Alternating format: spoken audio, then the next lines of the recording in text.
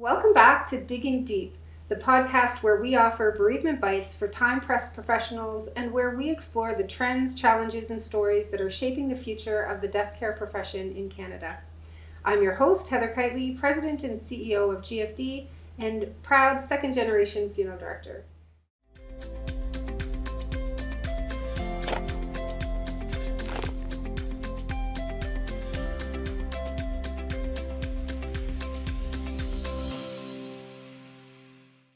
Today we're recording live from the Funeral Service Association of Canada's 2025 Summit and Exhibitor Showcase here in beautiful Halifax, Nova Scotia.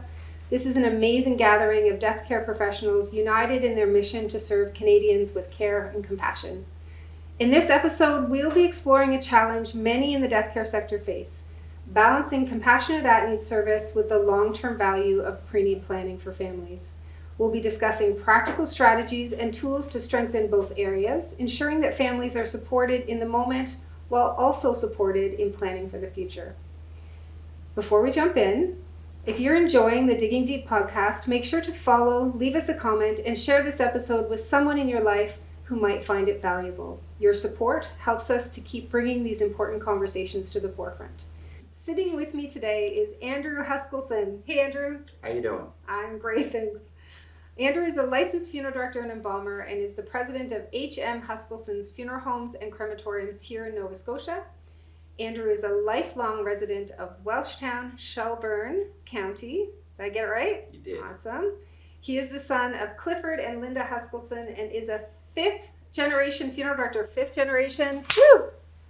who has been working in the family business since 1996. He obtained his Bachelor of Arts degree in Political Science from Acadia University and then attended the Funeral and Allied Services program at NSCC, King's Tech campus in Kentville. He became licensed as a funeral director in 2006 and as an embalmer in 2007. So interesting that those aren't concurrent from my perspective. He received his Master Crematory Operator license, that sounds so official, from CANA in 2012. Andrew is the newly minted VP of the Funeral Service Association of Nova Scotia. Congratulations, that just happened last night, and is a director of the board on the board of registration here in Nova Scotia. In his spare time, like you have any, he enjoys fly fishing, surfing, and golfing, and time with his family. Yes. Welcome here. Thank you. We are so excited to have you on our podcast. I've heard amazing things about you from my team, so we're glad you're here. Perfect. Okay, so we're talking about my favorite subject today, which is pre-need. So let's start with what your thoughts are around, when you think about a pre-need program, what do you think are the ingredients to make it successful? You need accountability. You need good reporting. Otherwise, your pre-need could be a liability because the regulators in Nova Scotia and other provinces, if you're not keeping track of everything and everything's not up to date with regulation, then it's potentially a liability.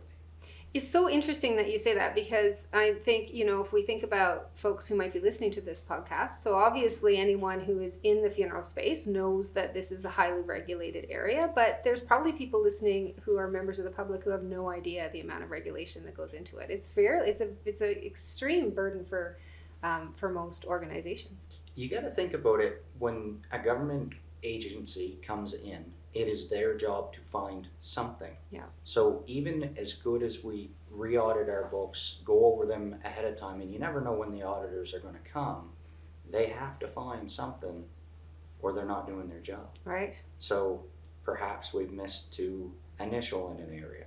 You're going to get written up over that.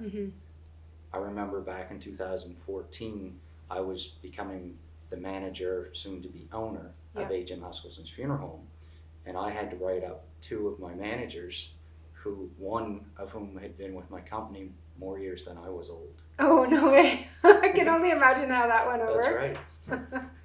And how did you feel about that? I know this is not at all what we're going to talk about. Were you nervous or how did it go? It was a gentle sit down. I remember giving him a nice pat on the shoulder and saying, You've done a lot of great things here. This is something that the auditors picked up, and this is my paper trail of what I have to do. we're going to retrain here today. Yeah. And I know that you were probably very busy the day that this happened. It's very minuscule, but our province takes it seriously. Yeah, yeah.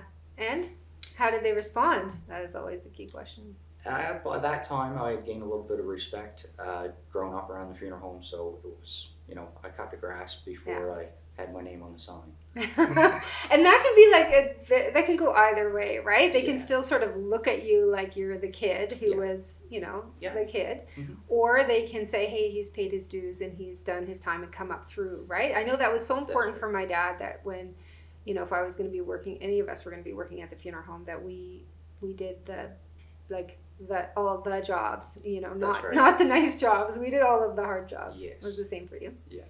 Yes, and now it's the same for my son.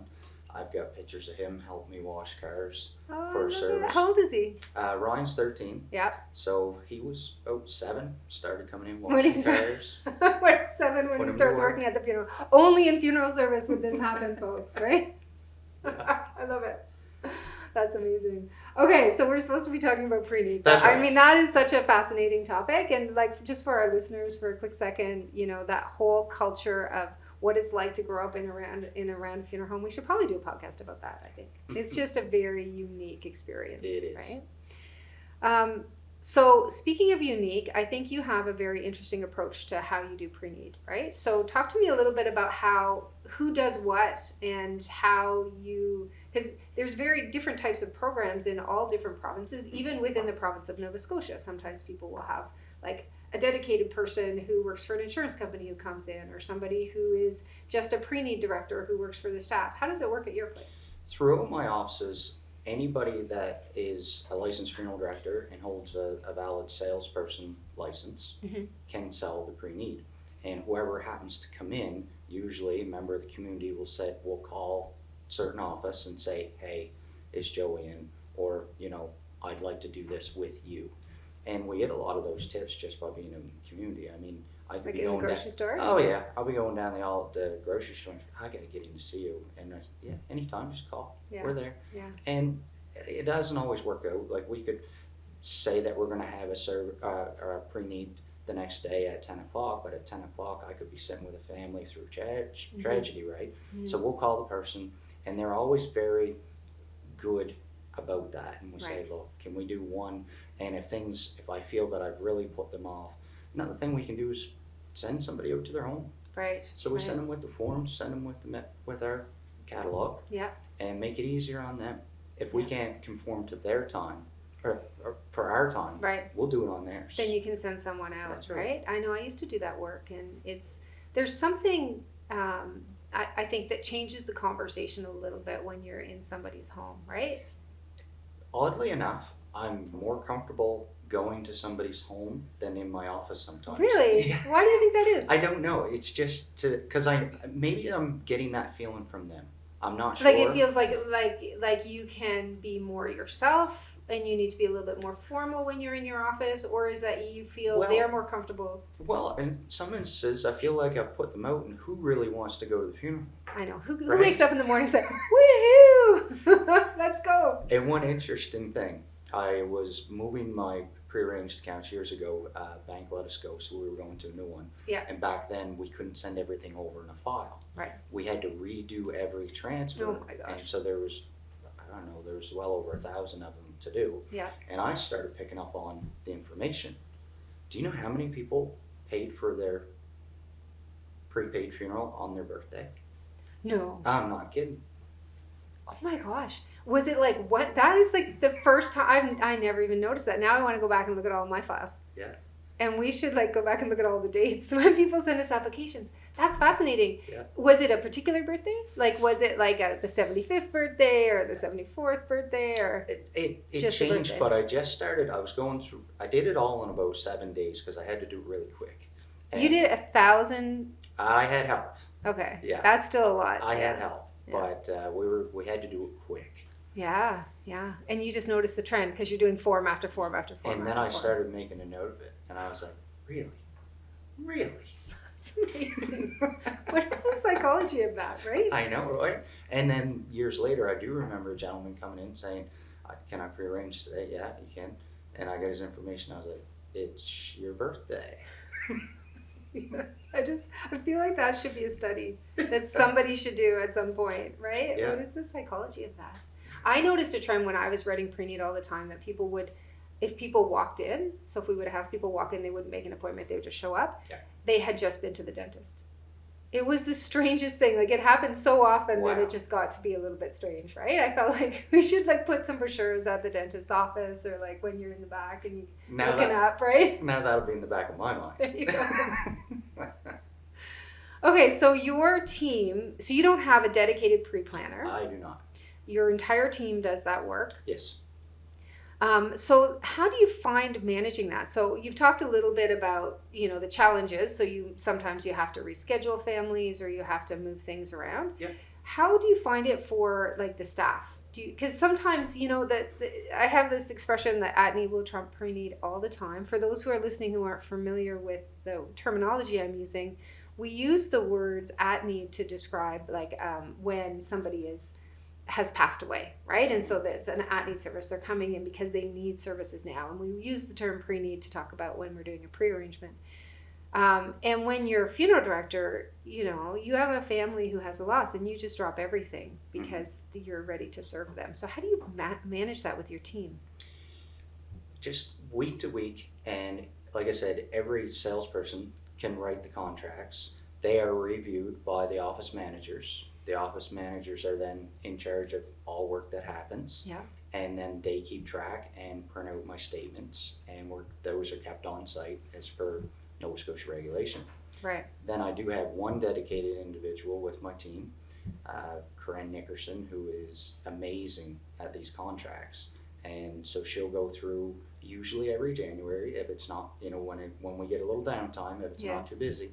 Who's not busy in January? We're all busy. It's always so crazy in January. But if we can get her freed up for one day, Yeah. she'll go to each place a day, and then she'll audit them all. And then when our auditors happen to come possibly that spring or the next, at least we've given them another one over from another set of eyes. Right. That's amazing. So you refer to salespeople or seller's license? Is that the term? So is that unique? I think that's unique to Nova Scotia. Is that right? Chances are. Yeah. So it's different than a funeral director's license. It is. Ah, So okay. in Nova Scotia, we also have to have seller's license. So if you're going to sell grave goods, if you're going to be selling caskets, pre-need, anything like that. Anything contractual? Yes, you need to have a seller's license. Oh, that's so fascinating. And so I think that one of the advantages to that, would be that if you have folks in your community who are interested in doing the work, but don't necessarily want to be an embalmer, or don't necessarily want to get into all of the things that a funeral director does, it would allow you to be able to have a little bit more flexibility to support families without the other pieces. It would, and there are many places in the province that do just that. Yeah. How does it work at your place? Do you have just sellers, or do you have or do you have your funeral director's license that way? All of my sellers are funeral directors. Oh, okay. Yeah. Interesting. Tell me why that's important to you to have it set up that way. We like to see we're full service, long serving funeral. 148 years this year. 148 years. So it's amazing. What we have is our reputation, and some days that's heavy, some days that's light. So we do it old school. If you're going to come in, it's like if you showed up to the dentist. Yeah. And your dentist wasn't in, and you had to get something seriously done. Are you going to feel good about that? Yeah, that is truth, right? Like I was just talking to my husband about that the other day. He went to get like a root canal done or something, a crown, and he didn't have our dentist Mario, and I was like, well, were you okay? I don't know if I would do it. I could have a panic attack if I didn't have mine. Yeah, right? Yeah. So it's the same thing for a professional funeral director, right? Interesting. If they come in, they're comfortable. They've probably asked for a certain person at the office because they know them. It's a small community where we live. Yeah. And then chances are, with any luck, my staffs they tend to stay on for a very long time. Yes. I had Alva Gerald with me for 47 years. Oh, wow. So, chances are they'll actually be the one to carry out their wishes. And I think that there's something, it makes it more than just something on paper. if the person that hears and tells them what they're going to do for them does it. It's an interesting perspective, right? Talk to me a little bit more about why that matters so much to you.